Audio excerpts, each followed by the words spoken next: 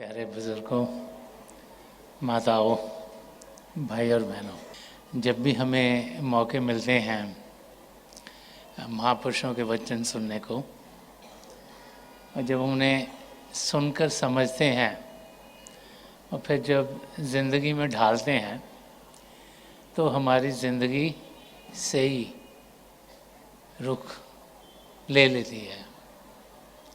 इंसान दुनिया की चीज़ों में इतना व्यस्त हो जाता है कि उसे समझ में नहीं आता कि सही रास्ता क्या है। तो महापुरुषों के वचन हम सब के लिए एक ब्लूप्रिंट है जिसके ज़रिए हम अपनी मंजिल की ओर बढ़ सकते हैं। संत दर्शन सिंह जी महाराज जिन्होंने बहुत कुछ रूहानियत के बारे में कहा, जिन्होंने बहुत कुछ हमारा रिश्ता नाता पिता परमेश्वर के साथ क्या है वो समझाया, जिन्होंने बहुत कुछ एक शिष्य और एक गुरु का रिलेशनशिप क्या है उसको खोल के समझाया। जब उनके लफ्ज़ों को हम सुनते हैं, उन पर फिर ध्यान देते हैं, उनको समझते हैं और समझने के बाद जब अपनी ज़िंदगी में ढालेंगे तो फिर हम ज़िंदगी के मकसद को पूरा कर पाएंगे। ये ज़िंदगी हम सबको किसी खास कार्य से दी गई है। ये ज़िंदगी इसलिए नहीं मिली कि बेकार में ये एग्जिस्टेंस हम व्यर्थ कर दें। पिता परमेश्वर चाहते हैं कि हम इस ज़िंदगी का पूरा फ़ायदा उठाएं और हम सबका मकसद यही है कि हम अपने आप को सही रूप में जानें और अपनी मंजिल तक पहुँचें। जब महापुरुषों के लफ्ज़ों को पढ़ते हैं तो कई बार उनमें इतनी गहराई होती है कि अगर उनको सिर्फ ऊपर से ही पढ़ेंगे और उसकी गहराई तक नहीं पहुंचेंगे तो वो हमें क्या समझाने जा रहे हैं वो हमारी समझ में आएगा नहीं।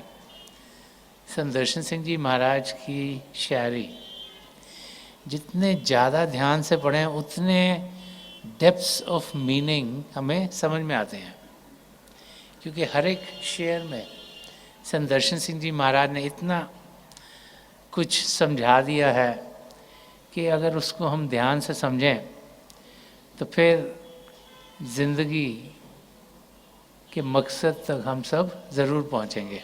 संत दर्शन सिंह जी महाराज यहाँ फरमा रहे हैं कि गुज़र ना जाए गली से वो यार की जब तक, गुज़र ना जाए गली से वो यार की जब तक, हवाए शाम को आशिक सबा नहीं कहते।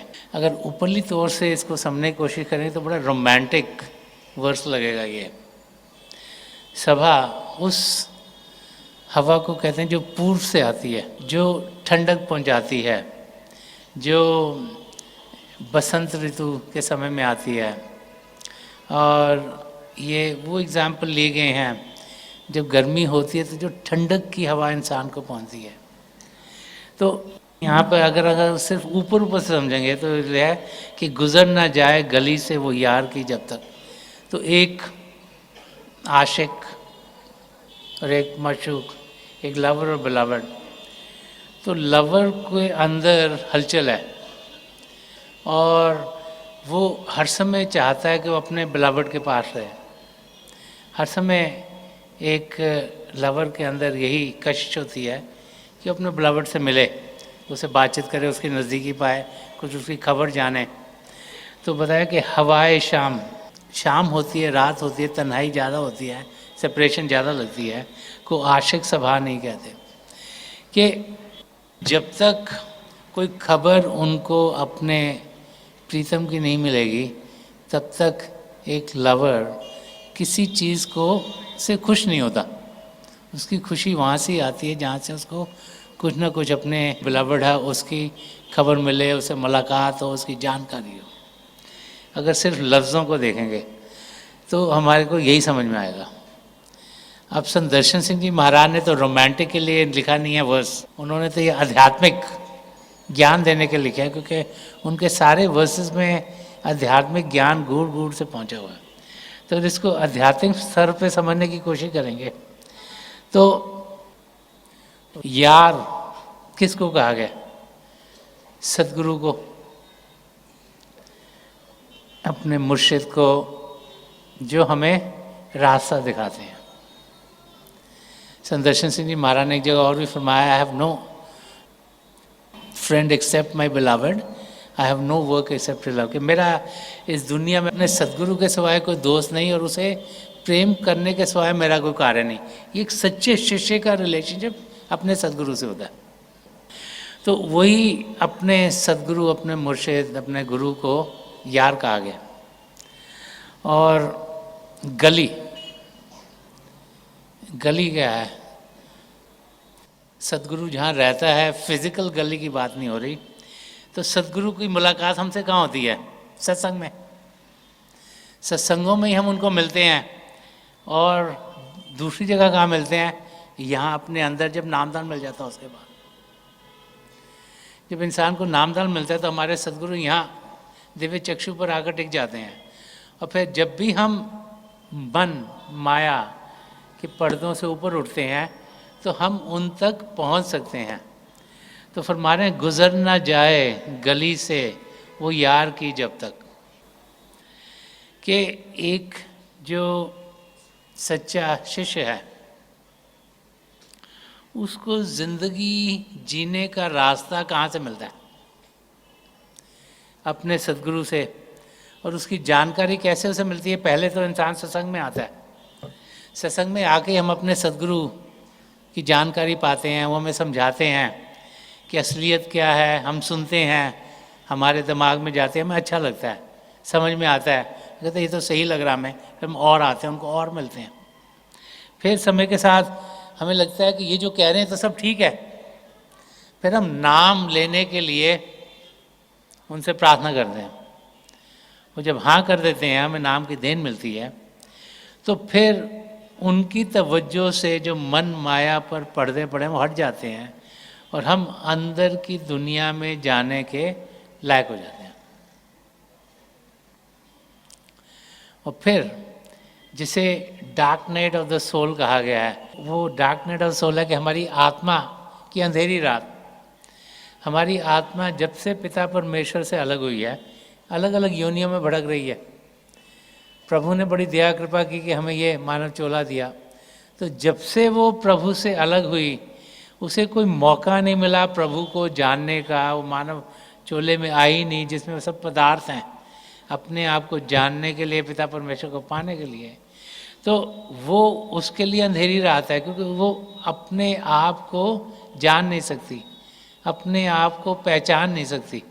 तो यहाँ जो हवाए शाम है वो dark night of the soul, कि जब से हम प्रभु से अलग हुए, कि हवाए शाम को आशिक, आशिक कौन है? शिष्य। उसको आशिक क्यों कहा गया? क्योंकि वो अपने सदगुरु से बहुत प्रेम करता है। पिता परमेश्वर इटर्नल बिलवड हैं, सदा सदा के लिए रहने वाले। हमारे सदगुरु हमारे बिलवड हैं, हम आत्माएं हैं। हम अपने सदगुरु से बहुत प्रेम करते हैं, नहीं करते तो करना चाहिए। यही बार बार बार हमें यहाँ संत दर्शन सिंह जी महाराज समझा रहे हैं। और हर एक धर्म ग्रंथ में भी यही है कि जिन्होंने प्रेम किया उन्होंने ही पिता परमेश्वर को पाया। प्रभु को पाने का रास्ता प्रेम का रास्ता है। तो समझा रहे कि शिष्य और गुरु का रिश्ता नाता क्या होना चाहिए? प्रेम का। तो इसीलिए शिष्य को आशिक कहा है कि हवाए शाम को आशिक सभा नहीं कहते। सभा जो पूर्व से आती है, हवा जो ठंडक देती है, तो यहाँ सभा क्या हो गई? इनलाइटनमेंट,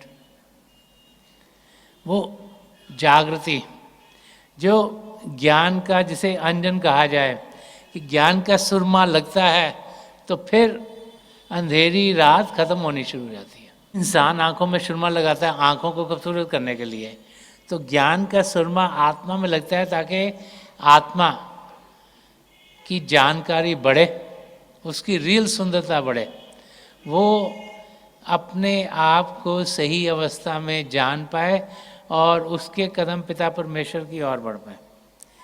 तो अगर इस वर्स को हम सही मायने में समझना चाहेंगे तो हमें संत दर्शन सिंह जी महाराज समझा रहे हैं कि पिता परमेश्वर को पाने का रास्ता प्रेम का रास्ता है। हमें उस प्रेम का अनुभव करना है। सबसे पहले तो प्रेम पिता परमेश्वर के जरिए आया, तभी उन्होंने हमें ये मानव चोला दिया और किसी पूर्ण महापुरुष के चरण कमलों में भेज दिया। फिर हमारे सद्गुरु जब हमें प्रेम करते हैं तो उसका रिफ्लेक्शन हमारा प्रेम उनके लिए, उसका हमने अनुभव करना है। अब प्रभु का सहारा हम सबके साथ हर क्षण हर पल है, लेकिन हम उसका अनुभव नहीं करते। तो प्रभु का प्रेम, हमारे सद्गुरु का प्रेम हमारे अंग संग है, उसका हमने अनुभव करना है। अनुभव कौन करता है? जो पात्र है, जो रिसेप्टिव है। जो रिसेप्टिव है, जो पात्र है, वो उसका अनुभव करेगा। जो उसका अनुभव करेगा वो अपनी मंजिल की ओर बढ़ता चला जाएगा। जो अपनी मंजिल की ओर बढ़ेगा वही असलियत की जानकारी पाएगा और वही सही मायनों में एक सच्चा शिष्य बनेगा। और यहाँ पे ये समझाया जा रहा है कि जब सत्संग में इंसान आता है तभी सच्चाई का संग करता है। इसी करके उसको सत्संग कहा गया, सच्चाई का संग, सत्संग। वहाँ पर जानकारी मिलती है हम हैं कौन, कि हम शरीर नहीं, असली मायनों में एक आत्मा है। वहाँ पे मालूम होता है कि प्रभु ने सृष्टि रची, उसमें हमारा प्रभु से रिलेशनशिप क्या है। वहाँ पर जाके मालूम होता है कि हम सब प्रभु से जुड़े हुए हैं।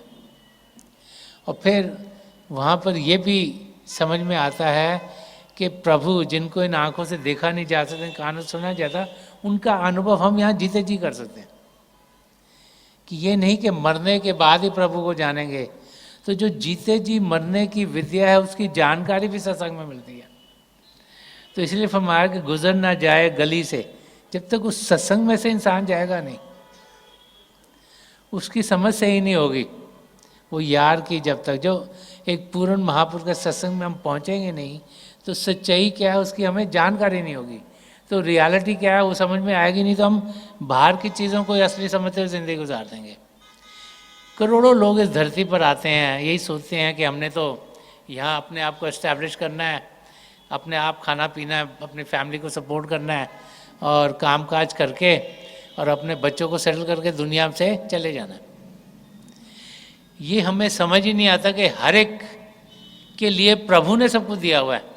हमारे लिए, हमारी पत्नी के लिए, हमारे बच्चों के लिए, उनके बच्चों के लिए, उनके बच्चों के लिए, उनके भी बच्चों के लिए प्रभु ने सबके लिए सब कुछ दिया जो उन्हें चाहिए। हम सोचते कि हम उनके लिए कुछ कर रहे हैं, हम भूल जाते हैं कि करने वाला वो है, उसने सब कुछ किया हुआ है, उसने हमें मौका दिया है उसको प्यार करने के लिए, उसको जानने के लिए, उसको पहचानने के लिए, उससे एक में होने के लिए। अगर वो नहीं करा तो सब कुछ बेकार है।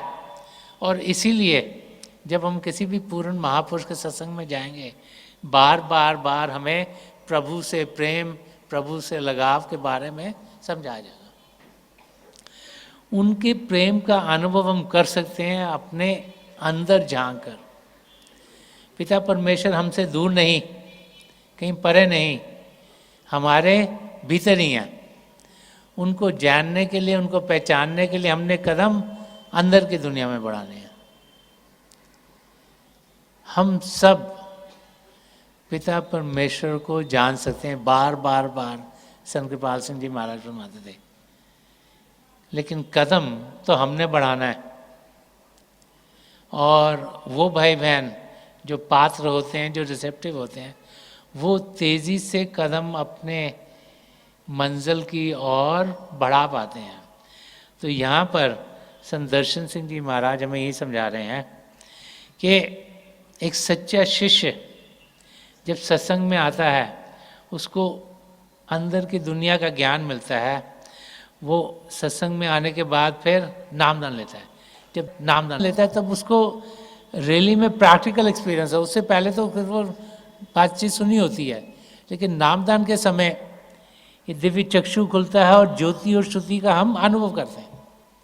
और फिर प्रैक्टिस के साथ उस अनुभव को हम बढ़ाते चले जाते हैं और वही ज्ञान का अंजन हम अपने सद्गुरु की दया मेहर से पाते हैं। यही यहाँ हमें संत दर्शन सिंह जी महाराज समझा रहे हैं। और इंटरेस्टिंग है कि गुरु अर्जन देव जी महाराज ने भी काफ़ी सिमिलर बात लिखी है। गुरबानी में सुखमनी साहब के अंदर उन्होंने फरमाया कि ज्ञान अंजन गुर दिया, अज्ञान अंधेर विनाश। कि जो ज्ञान का अंजन है, जो ज्ञान का सुरमा है, वो गुरु ने हमें दिया है, उसके जरिए हमें मिला है।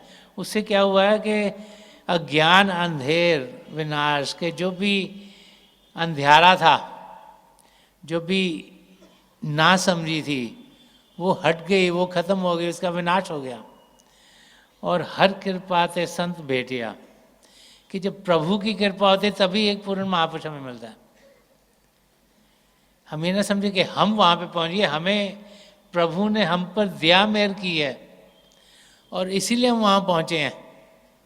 चाहे किसी दोस्त ने बताया हो, चाहे किसी फैमिली मेम्बर ने बताया हो, चाहे हमने कोई न्यूज़पेपर में कुछ पढ़ा हो, चाहे किसी रीज़न से हम वहाँ पहुँचे हो, लेकिन प्रभु चाहते हैं हम वहाँ पहुँचे, तब हम पहुँचते हैं। कि हरि कृपा ते संत बैठे, अपने आप संत महात्मा हमारे को नहीं मिलते। जब प्रभु की दया दृष्टि पड़ती है तभी किसी पूर्ण महापुरुष के चरण कमलों में पहुँचते हैं। और नानक मन प्रकाश, जो मन का अंधेरा है उसमें प्रकाश ही प्रकाश हो जाता है। अनलाइटनमेंट, आध्यात्मिक जागृति, स्पिरिचुअल अवेकनिंग, कि इंसान का ध्यान दुनिया से हटके प्रभु की ओर लगना शुरू हो जाता है। कि जब किसी पूर्ण महापुरुष की हम पर तवज्जो पड़ती है तो वो हमारा ध्यान यहाँ से उठाकर यहाँ लगा देते हैं। हिस्ट्री में हम देखते हैं कई एग्जाम्पल्स हैं कि जिनके ज़रिए महापुरुष ने समझाया है कि ध्यान जब अंदर की ओर जाएगा तो पिता परमेश्वर की जानकारी होगी। बुल्ले शाह जो इनायत शाह के पास पहुँचे कुछ ज्ञान पाने के लिए, तो उस ज़माने में जो संत महापुरुष होते थे वो शिष्यों को बड़े आस्ते आस्ते आस्ते ज्ञान देते थे, उन्हें किसी न किसी सेवा में लगा देते थे। तो इनायत शाह जी माली का काम करते थे, तो उन्होंने गार्डनिंग के लिए बुल्ले शाह को लगा दिया। एक हफ्ता निकल गया, 2 निकल, 3, 4 निकल गए। तो बुल्ले शाह यंग इंसान था, उसने सोचा कि क्या मुझे तो यहाँ पे कैरी खोदो, यहाँ पे पौधा लगा दो, ये इस काम में लगा दे, मैं तो पिता परमेश्वर को पाने आया था। तो एक दिन उसने इनायत शाह जी को, जब वो इधर उधर जा रहे थे, पकड़ा और कहा कि मैं तो पिता परमेश्वर को पाने आया था, आपने तो मुझे इस किस काम में लगा दिया। तो इनायत शाह ने फरमाया कि साईं दा की पावना इधरों पुटना तो उधरों लावना, के प्रभु को पाना क्या मुश्किल है, ध्यान बाहर से हटाकर यहाँ शिव नेत्र पर लगाओ। तो बार बार जब हम महापुरुषों के लफ्ज़ पढ़ते हैं तो हमें वो यही समझाते हैं कि पिता परमेश्वर हमारे भीतर हैं, हमने अंदर की दुनिया में कदम बढ़ाने हैं।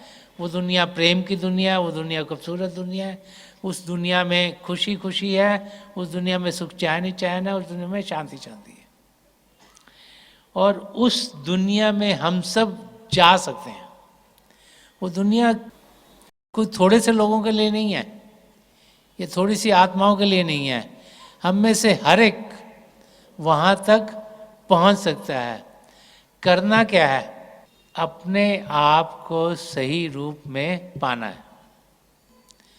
अगर हम अपने आप को सिर्फ मन इंद्रियों के घाट पर ही देखते रहे तो फिर हम अपने आप को सिर्फ एक भारी इंसान ही समझेंगे।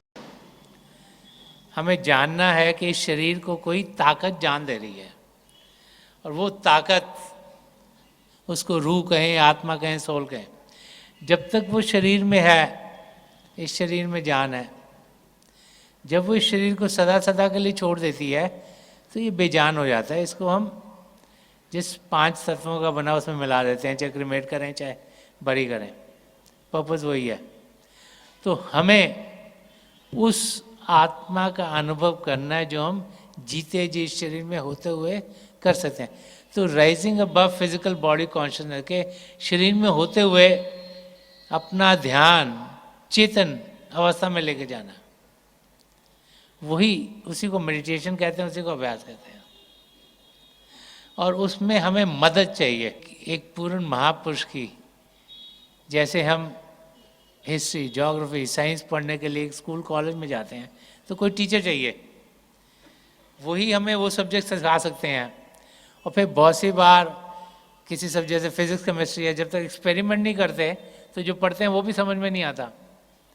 तो पहले तो हम समझते हैं, फिर हम एक्सपेरिमेंट करते हैं, फिर उसके रिजल्ट्स आते हैं, फिर हमारा यकीन होता है हाँ जी ये ठीक है। तो ऐसे ही रूहानियत का रास्ता है, पहले तो हम समझते हैं कि हम हैं कौन, हमारा रिश्ता नाता क्या पिता परमेश्वर से, फिर हम अभ्यास करते हैं। अभ्यास, एक्सपेरिमेंटेशन अपने शरीर के अंदर, यही लैबोरेटरी है। जब हम अभ्यास करते हैं और फिर जब ज्योति और श्रुति का हमें अनुभव होता है तब यकीन होता है हाँ कुछ शरीर के आगे। जब तक वो अभ्यास ना हो, जब तक वो एक्सपीरियंस ना हो, तब तक तो हर एक चीज़ हमें ऐसी लगती है कि जैसे सुनी सुनाई है। लेकिन जब एक बार इंसान को खुद अनुभव हो जाता है तो फिर उसका यकीन पक्का हो जाता है। वही प्रोसेस है किसी चीज़ की जानकारी पाने का, और उसमें बार बार गुरु की मदद के बारे में समझाया गया है कि उनकी तवज्जो मिले, उनका ध्यान हो, ये जो शिव नेत्र पर पर्दे पड़े हैं या उनकी तवज्जो से हट जाएं ताकि असलियत की हमें जानकारी हो।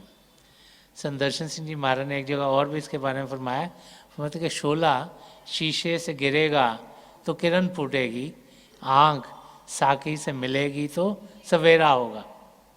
वो कहते हैं हम जैसे सोए पड़े हैं, रात को इंसान सोता है उसको पता ही नहीं क्या हो रहा है, उसको सपना आता है तो सपने में वो सोचता है ये सपना तो रियल है। जब सपने से उठता है तब उसे यकीन आता है कि ये तो सपना था।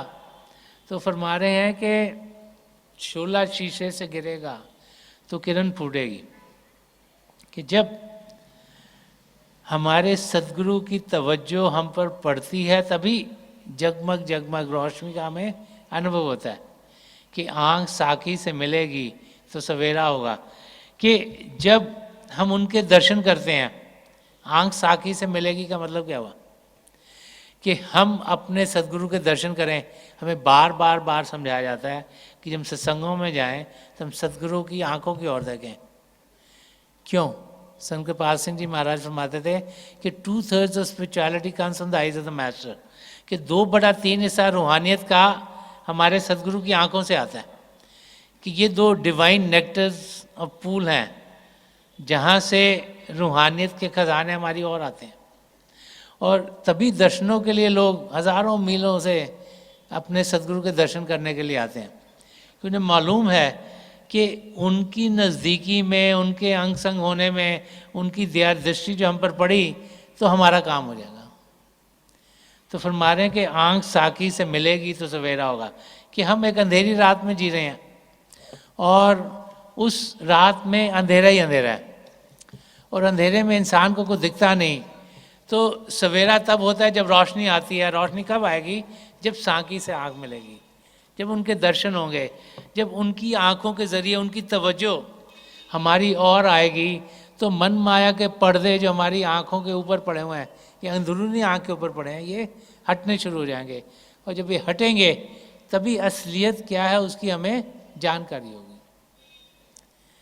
तो इंटरेस्टिंग है, जब महापुरुषों के हम लफ्ज़ पढ़ते हैं तो बार सिमिलर चीज़ें हमें सुनने को मिलती हैं, चाहे वो एक समय में आए, चाहे दूसरे समय में आए, चाहे एक फेथ में आए हो, चाहे दूसरे फेथ में आए हो, चाहे एक भाषा में लिखें, चाहे दूसरी भाषा में लिखें।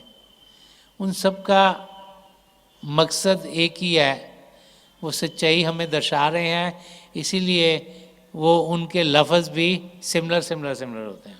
कबीर साहब ने एक जगह फरमाया, जो पारस पत्थर होता है जो हर एक चीज़ को सोने में कन्वर्ट कर देता है। तो हम लोग तो इस दुनिया में सोचते हैं ना सोने से बेहतर कुछ है ही नहीं, सोना महंगा चीज़ है, सोना इंसान के पास होता है तो उसको लगता है कि कोई प्रॉब्लम होगी तो एटलीस्ट उसके पास कुछ सोना है। तो सोने की ओर ध्यान हर एक का जाता है। अगर ऐसा पत्थर मिले किसी चीज़ को टच करें, लोहे को भी सोना बना दें, तो उसको बड़ी चीज़ माना जाता है। तो कबीर साहब कहते हैं संत और पारस में बड़ो अंतरो जान, ओ लोहा कंचन करे वो कर दे आप समान। वो कह रहे पारस के पत्थर और संत में बहुत फर्क समझो। पारस का पत्थर क्या लोहे को भी सोना बना देता है।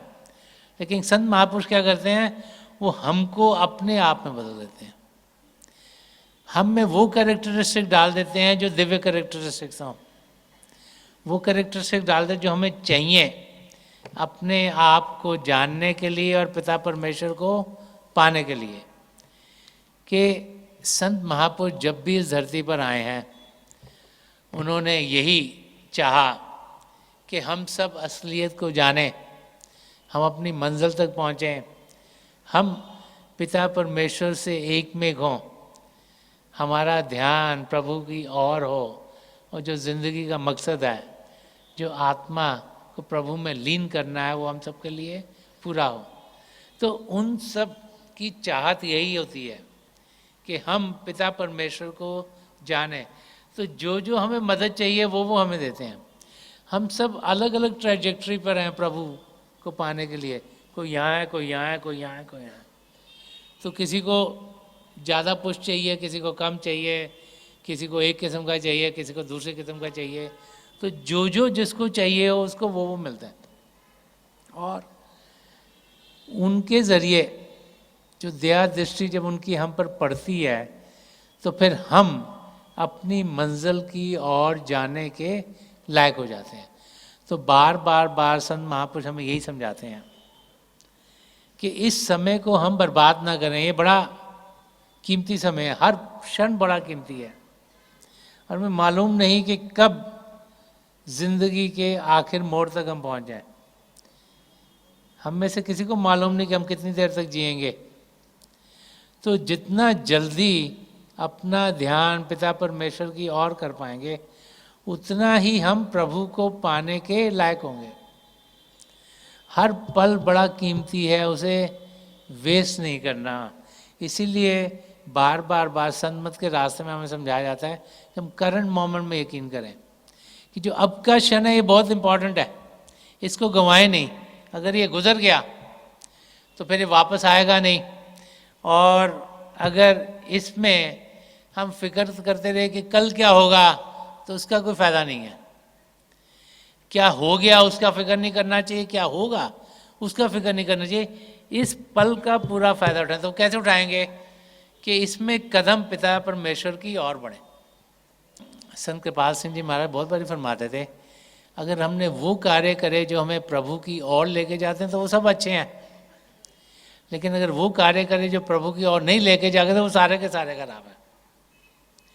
तो इस क्षण में अगर जो भी हम कर रहे हैं वो होना चाहिए जो प्रभु की ओर लेके जाता। तो प्रभु की ओर क्या लेके जाता है? प्रभु के नाम का जाप, सिमरन, प्रभु को याद करना, प्रभु से प्रेम करना, भजन अभ्यास करना, प्रभु की ज्योति और श्रुति के साथ जुड़ना, सत्संग में जाना ताकि ध्यान प्रभु की ओर लगे।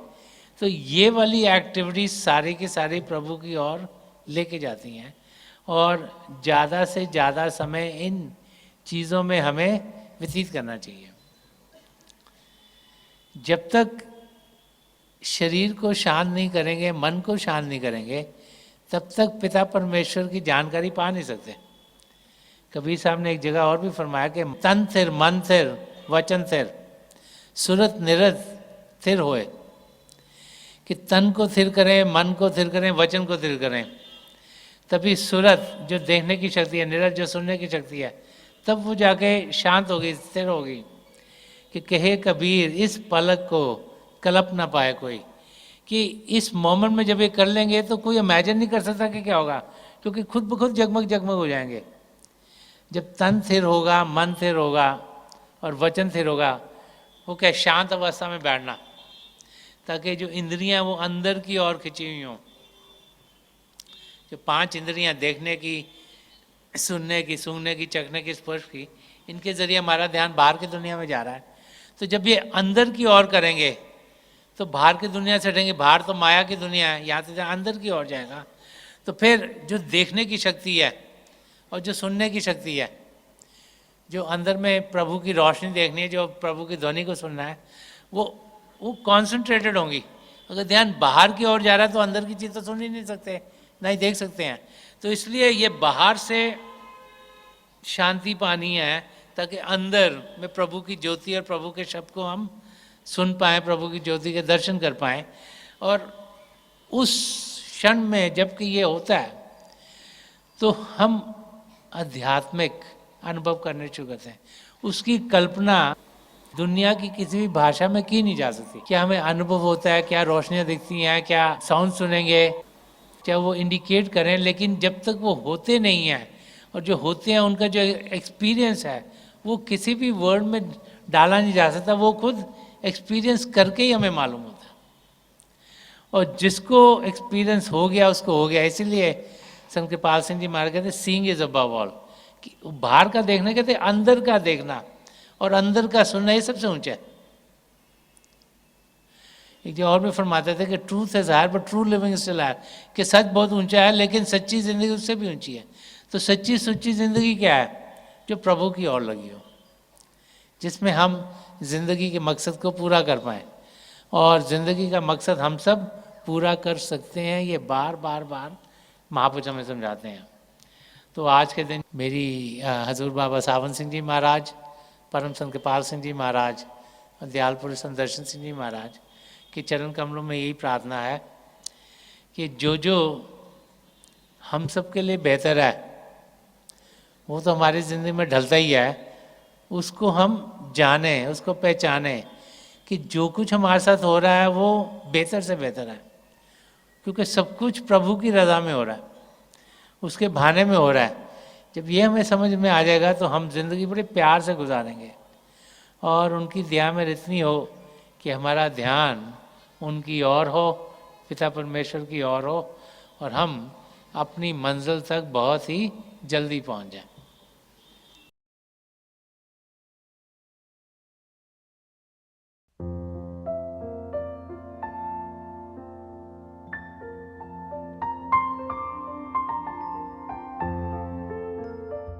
तो थोड़ी देर के लिए हम सब अभ्यास के लिए बैठ जाएं। आप जहाँ भी बैठे हैं आराम से बैठिएगा, अपनी आंखें बंद कर लीजिएगा। ये जो आई बॉल्स आँखों के डले सीधे सामने फोकस हो, जैसे 8-10 सामने आप फोकस हो। आंखें बंद करते ही वो भाई बहन जिन्हें नाम की देन मिली आप सिमरन कीजिएगा, और जो भाई बहन यहाँ नए हैं आप पिता परमेश्वर के किसी भी जाति नाम का जाप कीजिएगा। जाप मन ही मन करना, ऊंचा नहीं दोहराना। मेरी प्रभु के चरण कमलों में, और जो पिछली संचय के महापुरुष हैं हजूर बाबा सावन सिंह जी महाराज, परम संत कृपाल सिंह जी महाराज और दयाल प्रसन्न दर्शन सिंह जी महाराज के चरण कमलों में यही प्रार्थना है कि जो जो हम सबके लिए बेहतर हो ये महापुरुष हमें दें, हमें सबके साथ जोड़ें और हमारे भीतर प्रभु की ज्योत के हमें दर्शन करवाएं। थोड़ी देर में मैं आपको इस बैठक से उठाऊंगा और मेरी शुभकामनाएं आप सबके साथ हैं।